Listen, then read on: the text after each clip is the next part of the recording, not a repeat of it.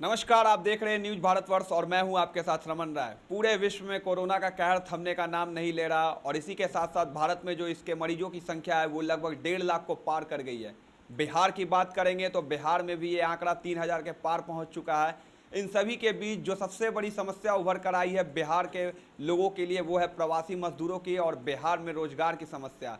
बिहार की सरकार, सुशासन की सरकार बीते 15 वर्षों से बिहार में कह रही है कि बिहार में सुशासन की सरकार है, लेकिन बिहार में जो क्राइम का आंकड़ा है वो लगातार बढ़ता ही जा रहा है और मजदूरों को जो स्थिति है बिहार में वो बद से बदतर हो गई है। और इन सभी मुद्दों पर और हिंदुत्व के भी मुद्दे पर जो देश में जो बीते 2 महीनों में मरकज के द्वारा जो कोरोना फैलाई गई थी, उन सभी विषयों पर आज हमारे साथ बात करने के लिए जुड़े हैं रुद्र वाहिनी सेना के अध्यक्ष जेपी त्रिवेदी जी, जिनका हमारे चैनल में बहुत बहुत स्वागत है। सर, सबसे पहले सर सीधा सवाल आपसे पहला ये है कि बिहार में 28 लाख मजदूरों ने अपना रजिस्ट्रेशन करवाया था बिहार में आने के लिए, लेकिन अभी भी इनकी जो स्थिति है वो सामान्य नहीं है।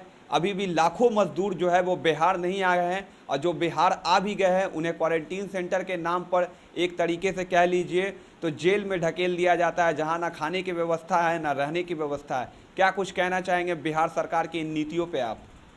सबसे पहले आपके चैनल के माध्यम से हम समस्त देशवासियों और बिहारवासियों को प्रणाम करते हैं और भगवान से प्रार्थना करते हैं कि इस कोरोना काल में सबको इससे लड़ने की हिम्मत पर भगवान प्रदान करे।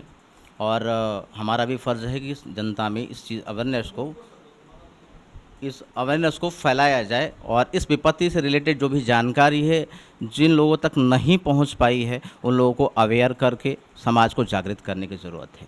रही बात कोरोना काल में, जहां तक मेरा पर्सनल सोच है, बहुत लोग तो बहुत कुछ बातें कहते हैं, लेकिन जो स्थिति इस समय हमारे देश की है ये काफ़ी शोचनीय है और इतना विचारणीय और इतना गंभीर प्रश्न है कि जनता इस पे पुनर्विचार करने के लिए ज़रूर सोचेगी। क्योंकि मजदूर वर्ग हमारे जैसे कि किसी बिल्डिंग की एक नींव एक सबसे छोटी चीज़ होती है, तो हमारी इकॉनमी, हमारे देश की आत्मा के उन नींव हैं वो। और एक मज़दूर जब तड़पेगा तो जब नींव हिलेगी तो आप अंदाज़ा लगा सकते हैं कि इस बिल्डिंग का क्या होगा। और इस खतरे को देश के जो हमारे जननेता हैं वो भांपने में असमर्थ रहे हैं। और मेरा लॉकडाउन के विषय पे भी ये कहना है कि सरकार ने पूरी प्लानिंग के तहत, पूरी सोच के तहत ये काम किया नहीं और जिसका परिणाम हमें बड़ा देखने को मिला और हमें लगता है कि भविष्य में ये परिणाम और विभत्स रूप लेने वाला है। क्योंकि कोरोना किस तरह की बीमारी है और ये कौन सा देश है, मैं अपने माननीय प्रधानमंत्री जी से, खैर वो बहुत ही विद्वान और बहुत ही बड़े आदमी हैं, फिर भी एक साधारण नागरिक के नाते हमारा उनसे पूछना एक प्रश्न हमारा फ़र्ज बनता है कि क्या उनको नहीं मालूम था कि वो भारत के प्रधानमंत्री हैं? क्यों उनकी सोच अमेरिका के प्रधानमंत्री के जैसे रहती है या विकसित जैसे? उनको ये पता होना चाहिए कि हमारे देश में कितने मजदूर हैं, हमारे मजदूर के जो निम्न वर्ग, हमारे देश के जो निम्न वर्ग हैं वो कितने हैं, उनकी स्थिति क्या है और हम ये जो एक्शन लेने जा रहे हैं उनकी ज़िंदगियों पर इसका क्या असर पड़ेगा। भारत भावनात्मक संबंधों के लिए और मानवता के लिए जाना जाता है। हिंदुत्व, सनातन सब मानवता की ही बात करते हैं और यहाँ मानवता ही खतरे में है। जिस तरह की वीडियो आप मीडिया भाइयों के द्वारा देखने को मिल रहा है, ये इतना हृदय विदारक है कि देखने के बाद हृदय रो उठता है, कलेजा कांप उठता है। क्या वो मजदूर सोचते होंगे कि भारत में जन्म लेना कितना बड़ा अपराध है? अभी वो क्या सोच रहे होंगे? और इतने दिन हो गए अभी तक ये सिलसिला ख़त्म नहीं हुआ।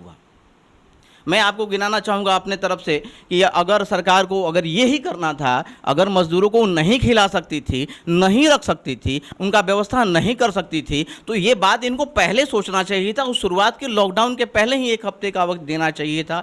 एक सुनियोजित प्लान करना चाहिए था कि उनको गृह स्थान कैसे पहुँचाया जाए। एक राजा का कर्तव्य है कि अपनी प्रजा की मनोस्थिति को जाँचना और अपने लेने वाले एक्शन से प्रजा पे क्या असर पड़ रहा है, इस बात को उनको चिंतन करना चाहिए था। तो उनको पहले ही या तो मजदूरों को घर वापसी करा देना चाहिए था, फिर उसके बाद में दबा के मार्शल लॉ लगा देते, इमरजेंसी लगा देते, पूरे देश में 1 महीने के लिए कुछ नहीं होता और सरकार सप्लाई जो भी सामान करती, कोरोना ख़त्म हो सकता था। लेकिन ये प्लानिंग हुई नहीं बढ़िया तरीके से। शुरू में इन्होंने लॉकडाउन अचानक से कर दिया, मोदी सरकार से देखिए, राष्ट्रवाद की बातें बहुत अच्छी करते हैं, हम भी इनका इस बातों पे सपोर्ट करते हैं, लेकिन इनकी जो प्लानिंग होती है वो सही नहीं होती है। नोटबंदी भी ऐसे ही बिना प्लान के इन्होंने कर दिया, जिसका परिणाम आपको देखने को मिला। उस जीएसटी का भी वही नतीजा हुआ।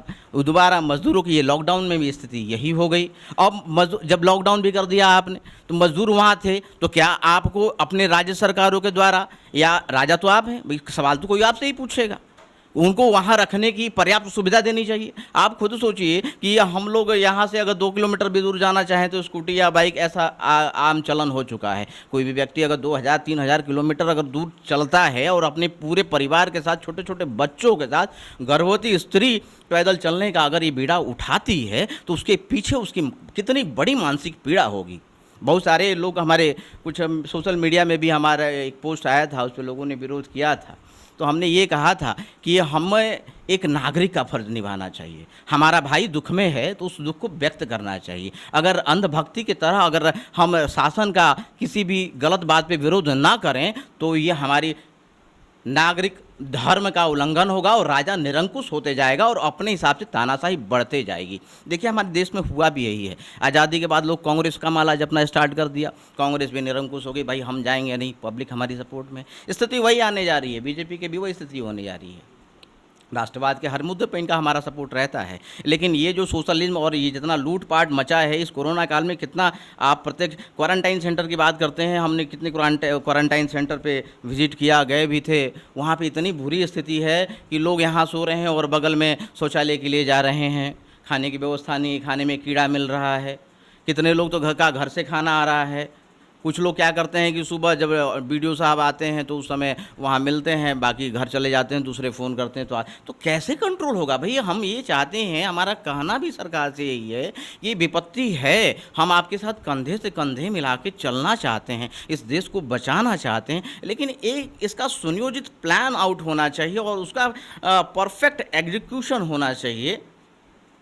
तो कुछ पता ही नहीं चलता। अभी तो देख लो आप, लॉकडाउन 4 में हर राज्य के ऊपर छोड़ दिया गया, कोई एक सुर में नहीं चल रहा भाई। एक देश एक राष्ट्र, तो हर राज्य का अलग अलग रूल, पता ही नहीं चलता भाई। पब्लिक भी कंफ्यूज है भाई। यूपी और दिल्ली का बॉर्डर मिला हुआ है, यूपी की पब्लिक कुछ सोचती है, दिल्ली जाती तो कुछ और रूल हो जाता है। तो ये कन्फ्यूज़न की स्थिति है और देश बड़ा भ्रामक दौर से गुजर रहा है और हर नागरिक डरा हुआ है कि आगे क्या होने वाला है, ये समझने, इस पर सरकार को अपना स्पष्टीकरण देना चाहिए। और कुछ दिनों पहले हमने देखा, 2 दिन पहले रविशंकर जी बात कर रहे थे, हमें बड़ा उस समय क्षोभ हुआ कि एक माने देश के कानून मंत्री, कद्दावर नेता का भाषा इस तरह से होता है। हमारे माननीय वित्त मंत्री निर्मला सीतारमण, देखिए हम पक्ष और विपक्ष की बात नहीं करते, हम आम नागरिक हैं, आम नागरिक जैसे बात करते हैं। जो हमें गलत दिखता है, सत्ता पक्ष हो या विपक्ष हो, उसका हम विरोध करते हैं। अगर सत्य बात होगी, हम सत्ता के साथ आगे बढ़ेंगे, उनका साथ भी देंगे और देश के हितों की रक्षा के लिए जो भी कदम होगा, हमसे जो भी सहयोग होगा, हम पूरी रुद्रवाहिनी, पूरे रुद्रवाहकों के साथ तन मन धन से लगे रहेंगे।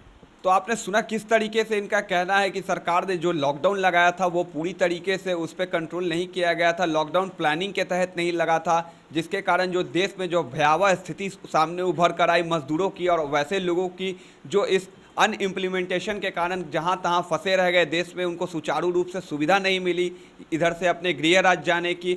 ऐसे में जो इनकी रुद्रवाहिनी सेना है वो समाज सेवा का काम कर रही है। 2006 में 16 में इसकी स्थापना हुई है, लेकिन इसके साथ ही साथ जो इस रुद्रवाहिनी सेना का जो कर्तव्य सामने आया है वो कोरोना काल में काफ़ी उभर कर सामने आया। बिहार की बात कर ली जाए तो बिहार से लेकर यूपी, दिल्ली, तमाम जगहों पर इनकी ये सेना कार्य करती है, ट्रस्ट के तरह इनकी सेना कार्य करती है। ऐसे में इन्होंने कई शहरों में और कई इलाकों में, शिक्षा की बात कर ली जाए, स्वास्थ्य की बात कर ली जाए, इन तमाम बातों पर ध्यान रखते हुए हजारों गरीब परिवारों को और उनके बच्चे को मदद की है। तो अपनी इस सेना के बारे में बताएं जो राज्य स्तर पर और राष्ट्रीय स्तर पर भी काम करती है। देखिए, हमारा जो सेना है, ये कोई भी कार्य करने से पहले इसके केंद्र में होता है मानवता, क्योंकि हम सनातन धर्म को मानते हैं। और आज जितने हिंदू, मुस्लिम, ये वो जो भी बातें होती है, हम इन भ्रामक बातों पे नहीं आते। जो ऐसी चीज़ें जो समाज के हित में हो और आप सनातन की मूल बातों को पे अगर ध्यान जाएगा आपका, तो उसमें यही सिर्फ मानवता के ही केंद्र में रख के ये जीवन शैली बनाई ही गई है। हमारे ऋषि मुनि आज तो देख रहे हैं कि जो विदेशों में जो पाश्चात्य संस्कृति के लोग आदी हो चुके थे, वो भी इस चीज़ों को अडॉप्ट करने के लिए काफ़ी उत्सुकता से आगे आ रहे हैं। तो इस चीज़ को जो हमारी गलत रूढ़िवादियों के चलते आज ये घटते गया या इन पे आज भी वार हो रहा है, तो उस चीज़ों को समझना पड़ेगा। और देखिए, हम समाज के हित की बात करते हैं, मानवता की बात करते हैं, सनातन भी यही बात करता है, लेकिन कोई इसको धर्म से जोड़ के इसका कोई गलत मतलब निकाले तो ये समाज के हित में नहीं होगा। हम ये नहीं कहते कि भाई मुस्लिम नहीं रहें, सिख नहीं रहें, सब रहें, सब हमारे भाई हैं।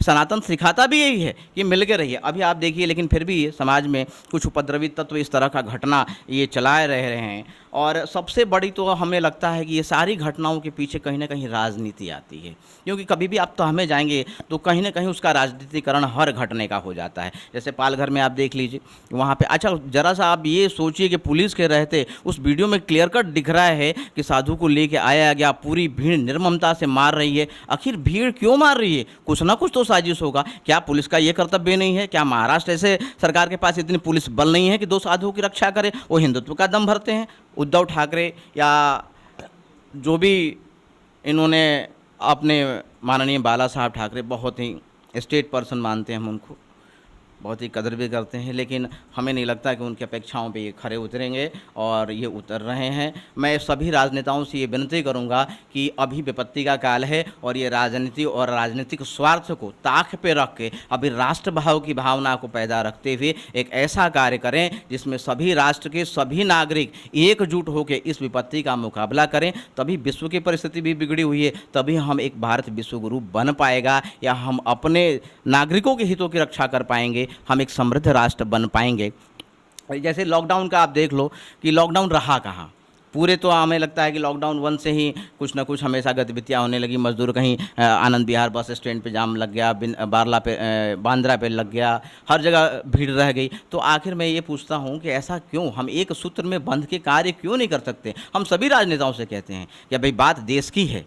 अभी देख लीजिए, हमारे बॉर्डर पे चाइना धमका रहा है, उधर पूरे विश्व में एक अलग माहौल बन रहा है। सबसे बड़ी बात यह है कि मान लीजिए मजदूर भाई हमारे आ गए हैं, कल जाके आप लॉकडाउन खोलेंगे, हमारी इकॉनमी के पहिया कैसे चलेगी? क्या उन इस राज्य सरकारों का इतना इच्छा शक्ति भी मर गया था कि क्या जो मजदूर अपनी पूरी जीवन लगा के, अपनी पसीने को लगा के बड़ी बड़ी बिल्डिंगें मुंबई का खड़ा किए, दिल्ली का खड़ा किए, बड़े बड़े शहर बनाए, उनका 2 महीने का खर्चा वो नहीं उठा सकते? सत्तारूढ़ पार्टी कितने विधायक, कितने सांसद आप देख रहे हैं कि सांसदों के पावर, ये बात छुपी नहीं है भाई कि भाई नेताओं के पास पैसे की कमी नहीं है, चाहे वो विधायक हो सांसद हो, एक बार बन जाते हैं तो क्या कितनों उन्होंने काम किया। बिहार के नेताओं को देख लीजिए। राज्य सरकार तो हमें लगता है कान में तिल ला के सो गई है। नीतीश बाबू का तो अब हम क्या कहें, मुख्यमंत्री हैं, लेकिन उनका ये कार्यकाल इनके सारे कार्यकालों में सबसे खराब इनका दौर रहा है। और हमें नहीं लगता कि बिहार की जनता दोबारा नीतीश कुमार जी को वापस लाने वाली है। 15 साल बनाम 15 साल नीतीश की सरकार हुंकार भरती है, लेकिन पिछले बीते 15 साल को बात कर ली जाए तो बिहार में जितनी भी इंडस्ट्री थी, उद्योग धंधे थे, वो धीरे धीरे एक एक करके ख़त्म होते चले गए। और आपने अहंकार की बात की, आपने नाम जपने की बात की, तो बिहार के जो सुशासन बाबू हैं नीतीश कुमार, उनका भी साफ तौर पे कहना है कहीं ना कहीं उन पे भी अहंकार चढ़ गया है। जिस तरीके से वो बीते 2 महीनों से लॉकडाउन है, लेकिन इन 2 महीनों में वो अपने आवास के बाहर बिहार की जनता के बीच नहीं देखे हैं। हर प्रदेश का मुखिया कहीं ना कहीं बाहर निकलकर लोगों से मिल रहा है, लेकिन बिहार की जो ये व्यवस्था है ये बिल्कुल पलट है इन सभी व्यवस्थाओं से। क्या कुछ कहना चाहेंगे, क्योंकि 2020 में बिहार में विधानसभा चुनाव है, ऐसे में बिहार में भी जो राजनीतिक हलचल है वो काफ़ी तेज हो चुकी है, लेकिन ऐसे में सत्ता का अहंकार कहाँ तक ले डूबेगा नीतीश कुमार को? देखिए, अभी की राजनीति बहुत ही अच्छी हो चुकी है। पहले की राजनीति जो थी उसमें विपक्ष भी सत्ता पक्ष विपक्ष का एक सम्मान रखता था, एक हर चीज़ का अदब होता था। वो चीज़ें अब ख़त्म हो चुकी है। और बिहार में नीतीश कुमार जी का जो घमंड है, हमें लगता है कि इस आने वाले विधानसभा चुनाव में इनका टूटना तय है और होना भी चाहिए, क्योंकि ये सिर्फ और सिर्फ अपने कार्यों को नहीं बताते, ये सिर्फ डर दिखाते हैं कि लालू जी आ जाएंगे, राजद आ जाएगा तो बिहार में जंगल राज आ जाएगा। भाई आप हैं तो ये कौन सा जंगल राज नहीं है, अभी भी तो आपकी जनता भूखे मर रही है। 28 करोड़ की बात, 28 लाख की बात कर रहे हैं जो मजदूर आ रहे हैं, उनके इनका कोई ब्लूप्रिंट है इनके पास उनको रोजगार देने का? क्या इन्होंने 15 साल में इन्होंने कहा था कि 6 महीने में हम पटना को पेरिस बना देंगे? अगर ये स्थिति रहती तो यहाँ के मजदूर बाहर पलायन गए होते, अगर यहाँ उनको रोजी रोटी मिली होती तो क्या गए होते? अगर वो आए भी हैं, पहले बात तो ये देख लीजिए कोटा में बच्चे रो रहे थे, क्या इनकी निर्ममता है, इनके हृदय है या नहीं, हम ये तो समझ में नहीं आ रहा है। इनके विधायक का बच्चा आ जाता है वापस और वो बच्चे को ये लेने के लिए तैयार नहीं होती। कितनी फजीहत हुई, उसके बाद इन्होंने मजदूरों को या कोटा में फंसे विद्यार्थियों को वापस बुलाया। तो जो इनकी उदासीन नीति है ये इन्हीं के पैर पे कुल्हाड़ी है। चाहे इस बार ये राजद का दामन थाम लें या बीजेपी का थाम लें, इन्हें बचना तय नहीं है। और मैं बिहार की जनता से अपील भी करूंगा कि वैसे लोगों को दें जो आपके लिए खड़ा हो, जो आपके लिए जीता हो। और इस दौरान मैं बिहार में अगर ऐसा नाम भी लूँ तो लोग कहेंगे कि ये कोई दूसरे उस पार्टी में तो नहीं चले गए, बट हमारा ऐसा कोई इरादा नहीं है। लेकिन ये जनता भी देख रही है कि बाढ़ के समय उनका कौन मदद किया, और आज इस एपिडेमिक में अपने स्वास्थ्य की चिंता न करते हुए साइकिल से, मोटरसाइकिल से, कार से वो बंदा बसों से लोगों को भेज रहा है, हर जगह मदद के लिए जा रहा है। तो हम ज़रूर कहेंगे कि बिहार की जनता इस पे विचार करे और वैसे प्रत्याशी को लेके आए जो आपका हो और आपके लिए सोचे। उदासीन सरकार को लाने की आवश्यकता नहीं है, क्योंकि बिहार बहुत सह चुका है। इनका डर अब ये सहने के मूड में नहीं है। कहीं ना कहीं हमारे दर्शक भी वैसे प्रतिनिधि का नाम जानना चाहती है आपसे। देखिए, हम नाम बिहार की जनता भी जानती है, हम क्या बताएं। लेकिन अब नाम कहने पे लोग दूसरी बात निकाल लेंगे, कहीं भाई इस पार्टी में तो ये नहीं चलेंगे। तो भाई हम किसी पार्टी से हैं नहीं, हम सिर्फ समाज सेवा करते हैं। और हम ये ज़रूर चाहेंगे कि हमारा देश, हमारा राज्य, हमारा शहर, हमारा ज़िला, हमारे देशवासी सभी सुखी रहें और सभी एक अच्छे मंजिल की तरफ पहुँचे, सभी समृद्ध रहें। और ये जो जनता का जो कष्ट है, इस दर्द को राजनेताओं को सुनना ही होगा, नहीं तो इसका जो फल बहुत ही भयावह होने वाला है। चलिए, बिहार की जनता बहुत स्मार्ट है, वो आने वाले विधानसभा चुनाव में सोच समझकर ही अपने प्रतिनिधि को चुनेगी। जाते जाते एक और सवाल है कि जब कोरोना काल का विस्फोट हुआ था भारत में, तो इसमें मरकज़ से जुड़े और जमात से जुड़े लोगों की संलिप्तता काफ़ी ज़्यादा थी। अगर वैसे जो कोरोना काल में जो इनका मानव बम फटा, अगर ये नहीं फटता तो आज जो भारत की स्थिति है वो कुछ और रहती, मामलों की जो संख्या है वो भी काफ़ी कम रहती। ऐसे में देश में हिंदुत्व को भी लेकर हिंदू मुस्लिम के कई विवाद सामने आए। ऐसे में मरकज़ का ये रूप देश को कितनी पीछे ढकेलता है।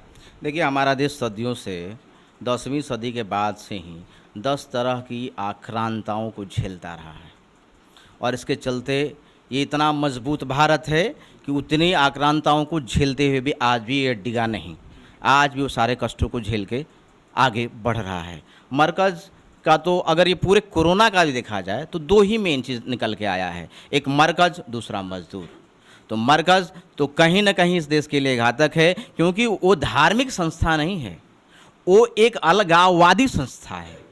और जो इस तरह की जितने चीज़ें जो सरकार से छुपा के की जा रही हैं, ये जिनका राजनीतिकरण, राजनीतिक संरक्षण के चलते ये जो फल फूल रहे हैं, ये हमारे देश के लिए बहुत ही घातक हैं। लेकिन इसमें ये बात भी देखना होगा कि आखिर एक सवाल मेरा ये भी है कि मरकज़ वहाँ हुआ तो कैसे हुआ। बगल में निज़ामुद्दीन थाना भी था और प्रशासन को पता भी था, क्योंकि 5000 6000 लोग की संख्या कम नहीं होती है। अगर एक जगह ये एकत्रित होते हैं तो बगल के प्रशासन को ये खबर ज़रूर मिलनी चाहिए कि इतने लोग हैं और क्यों हैं, और इस पर कोई एक्शन नहीं हुआ तो ये सवाल प्रशासन पर भी खड़ा होता है। और मरकज़ का तो कहना ही नहीं है, क्योंकि इनके जो प्रवक्ता हैं, इनके जो आदर्श हैं, उसको ही आप देख कर अंदाज़ा लगा सकते हैं कि देश के लिए कितने घातक हैं।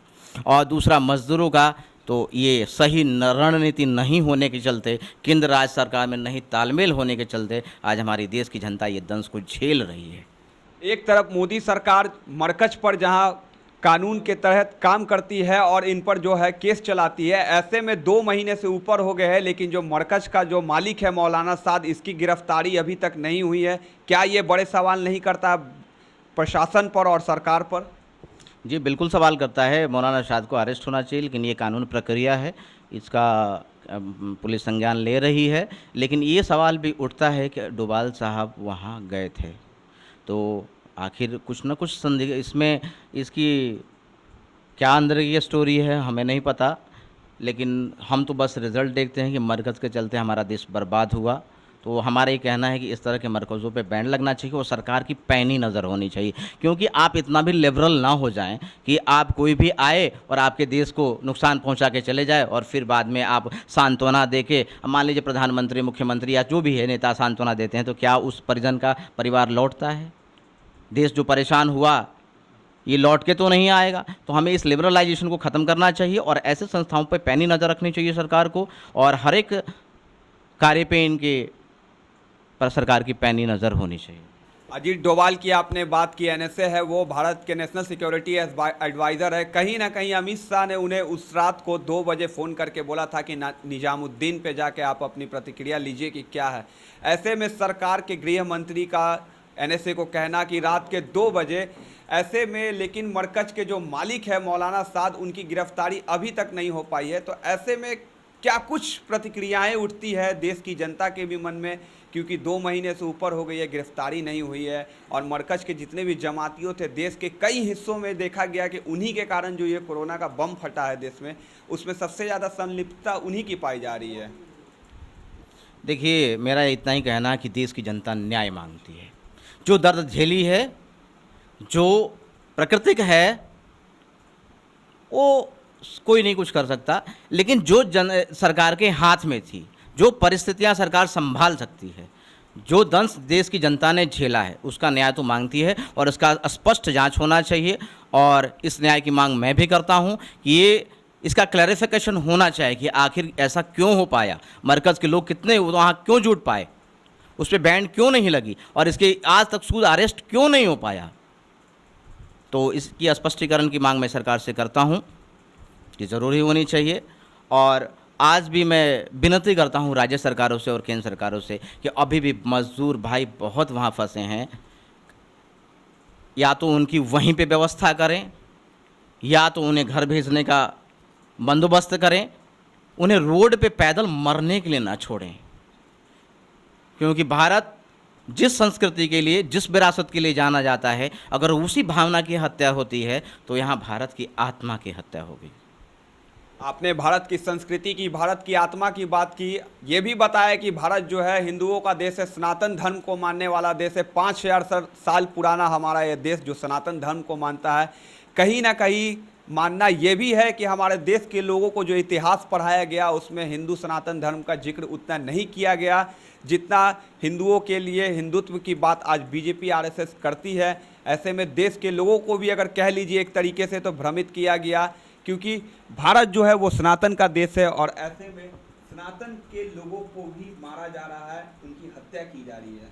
देखिए, सनातन का रक्षा होना नितांत आवश्यक है। सरकार को इस पे स्पष्ट कदम उठाना चाहिए, क्योंकि ये सरकार जो आजकल जितने भी आई सब पक्षपात करते आई। कोई मुस्लिमों का पक्षपात करे, तुष्टीकरण की नीति रही है। लेकिन अभी जो निष्पक्ष पालघर की जांच हुई, या बुंदेलखंड आपका यूपी में हुआ, या और भी बहुत सारे साधुओं के, अभी कुछ दिन पहले भी एक नांदेड़ में साधुओं की हत्या हुई है, तो इस बात पे सरकार को स्पष्ट संज्ञान लेना चाहिए। क्योंकि जिस राज्य में चाणक्य भी कहा गया है कि जहां साधु सुरक्षित न है, उस राज्य का अंत होना नितांत बहुत ही नज़दीक हो जाता है उसका अंत। इसलिए मैं अपने माननीय प्रधानमंत्री से कहूँगा कि जिस अस्मिता की, जिस संस्कृति की, जिस विरासत की बात वो करते हैं, उन्हें इस बात को परिलक्षित करना चाहिए, कुछ ऐसा कदम उठाना चाहिए कि सनातन धर्म के जो भी साधु हैं उन्हें अपनी सुरक्षा के लिए आश्वस्त वो फील करें, उन्हें इस बारे में कोई डर ना हो। आने वाले दिनों में उनमें एक डर बैठ जाएगा। इस बात पे ध्यान देने की ज़रूरत है। हमारी संस्कृति, और अभी एक स्पष्ट ये संस्कृति, ये प्रकृति भी संकेत दे रही है कि आपको इधर लौटना ही पड़ेगा। सनातन सत्य है और यही एकमात्र सत्य है, और यही जीवन शैली हमें विकास के मार्ग पे ले जाएगी और हमें देश को आगे बढ़ाने में मदद करेगी, और इसी से हमारा जीवन सुखमय हो सकता है। चलिए, बहुत बहुत शुक्रिया। ये आप सुन रहे थे रुद्र वाहिनी सेना के अध्यक्ष जेपी त्रिवेदी का, जिनका कहना है कि सनातन सत्य है और सत्य को हमें मानना पड़ेगा। उन्होंने आज बड़ी ही बेबाकी से उन तमाम बातों पर हमसे बात की जो कोरोना काल में हिंदुस्तान में घटित हो रहे हैं। वहाँ से लेकर बिहार तक की स्थिति पर भी बात की, क्योंकि बिहार के जो मजदूरों की हालात है अभी वो बद से बदतर है। बिहार में जो बदइंतजामी सामने निकल कर आई है इस कोरोना काल में, उस पर भी बात की और मजदूरों के लिए क्या कुछ व्यवस्था करनी चाहिए सरकार को, उन सभी मुद्दों पर बड़ी ही बेबाकी से हमसे बात की। लॉकडाउन के स्टार्टिंग पीरियड से लेकर अभी तक जो लॉकडाउन में गलतियां हुई हैं, खामियां हुई हैं, उन तमाम खामियों पर भी हमसे बात किया और अपनी एक प्रत्यक्ष राय हमसे शेयर की, जिसके लिए हमारा चैनल भी उन्हें धन्यवाद करता है। बने रहें न्यूज़ भारतवर्ष के साथ।